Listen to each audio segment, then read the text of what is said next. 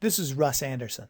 Today we're going to take a look at some of the new supervised tracking capabilities made possible in 2011, including using the SimulTrack window. So here we're going to start out with a already tracked, auto-tracked shot, just because it makes some of the things that we're going to show easier to demonstrate. And let's open up a viewport configuration that puts a SimulTrack view down at the bottom. So our initial shot here, has this open area in the middle that doesn't have any automatically generated features in it because it's a fairly low contrast area. So our task is to add some more supervised trackers into that area.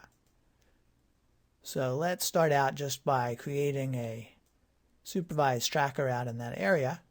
And now we're going to go and configure the tracker.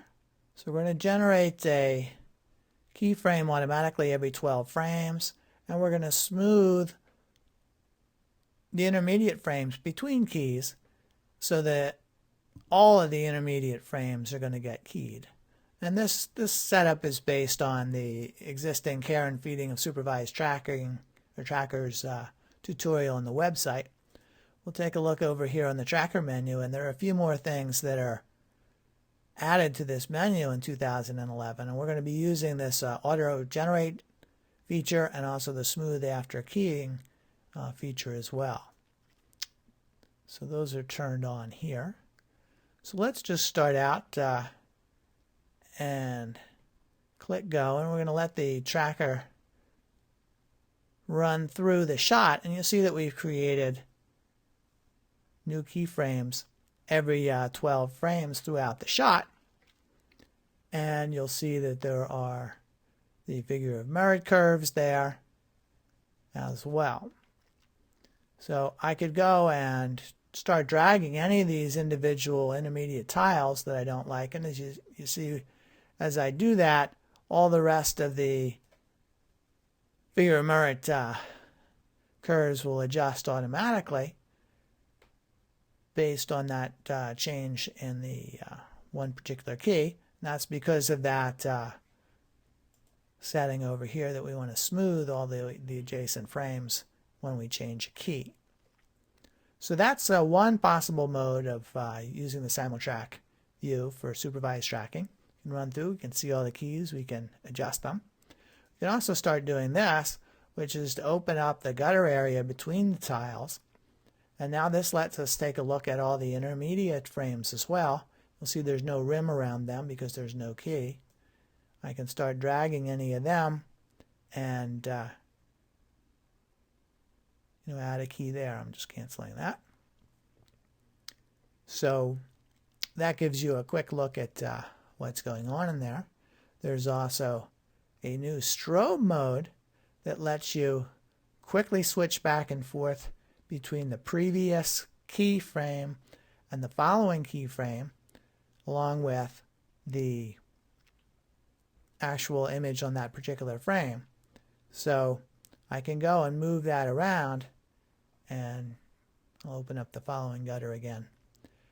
If you see a picture like this, it's hopping back and forth a lot between those three different frames. That means that there's a problem on that frame. It's not a stable image, and you're expecting to see basically the same image, for that previous key, for the following key, and for any of the individual keys.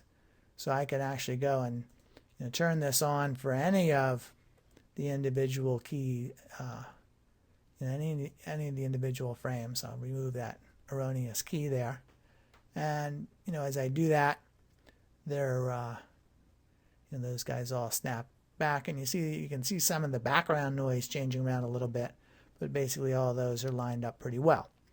So that's some of the functionality in that SimulTrack view that you can take advantage of. Now let's do something else.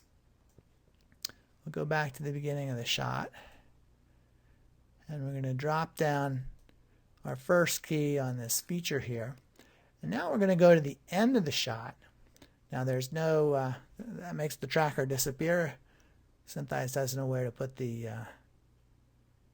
tracker in the shot at all. So we're going to use the Z drop feature, which means we hold down the Z key and just click right at that feature, and start positioning the tracker. And as we do that, you'll see all of a sudden we have all these intermediate keyframes as well. And that is a result of this auto generation process. And what it's saying is that we should use the 3D position that's predicted as a result of that first frame and the second keyframe that we added to that tracker to find the best 3D location for the tracker and use that 3D location to predict where it should be in all those other keyframes. So it's quickly gone and generated a bunch of those keyframes so that we can go and adjust them just using the SimulTrack view. And you notice that this trick only works if we've already solved the shot. That's why we saw, we started with an already auto-tracked shot. So this particular capability is useful once you have an initial solve for the shot. It lets you go and add additional supervised trackers using this mode, and you can then just quickly take a look at the keys. Once they look okay, now you can go back to the beginning of the shot and just have SynthEyes run through and generate the tracking data for all the intermediate frames, which it's doing now. And now you've got a supervised tracker. So those are some of the new workflows that are possible with the SimulTrack feature in SynthEyes and the new supervised tracking facilities. So hope those help you out. Enjoy.